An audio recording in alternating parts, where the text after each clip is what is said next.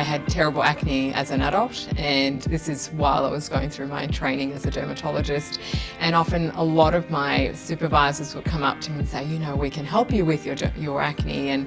And often they wouldn't know that I'd already trialed lots of medications. And in fact, when I would stop taking or applying those medications, the acne would reoccur. And I thought to myself, it sort of clicked after a number of years, that why are we in this state of disease? We really shouldn't be. Our body shouldn't be producing acne. It's a form of disease. So something must be triggering it.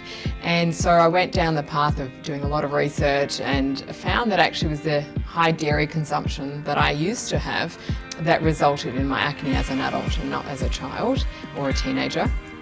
And so that led me to this roller coaster lifestyle changes. It allowed me to go into further studying into nutrition, and I realized that actually there's a need for a holistic approach to skin diseases. Treating a patient holistically is really important, and I think people are demanding it these days. They'll always ask me at the end of their consult, is what they're eating causing their skin condition?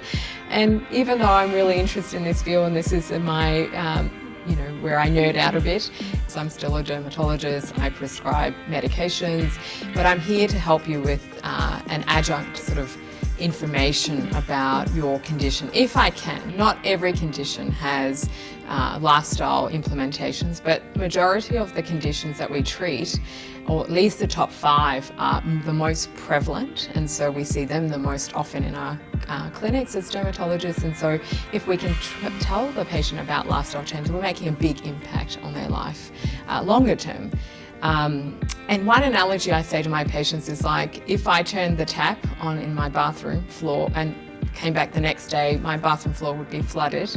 And if I handed you a mop and said for you to clean it up, you'd probably say, oh, that's not the right way of approaching this. We should mop it up after we've turned off the tap. And so medicine is the mop and the tap is your lifestyle. Yeah, so one of the most interesting things that I've come across is that and researchers have done this, certainly not me, but if you expose skin to UV light, then they can see the difference in the gut microbiome almost immediately.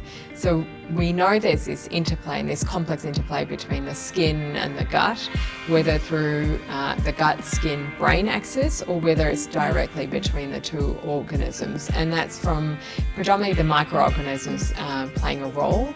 And certain conditions, if we treat the gut, we can treat the skin. And we know that food allergies, for example, which is a big thing at the moment, we often know that there's a connection in adults. About 10% of adults who have severe atopic dermatitis will have food allergies. And so we know if we can treat and reduce those food allergies, then their atopic dermatitis improves. And certainly it's devices like Cutera, so laser-based devices, we don't actually know whether treating the surface of the skin will have an impact on, say, our gut or even our skin microbiome. But I have no doubt, because these devices can alter the fibroblasts, these cells that live inside our skin, which produce collagen and elastin. And so often people who have had laser treatment will say, oh, the texture of their skin has improved over the course of the treatment. So we have lots to learn, and I'll say we'll never have all the answers, but we'll know more every year on this, because the microbiome is becoming a huge thing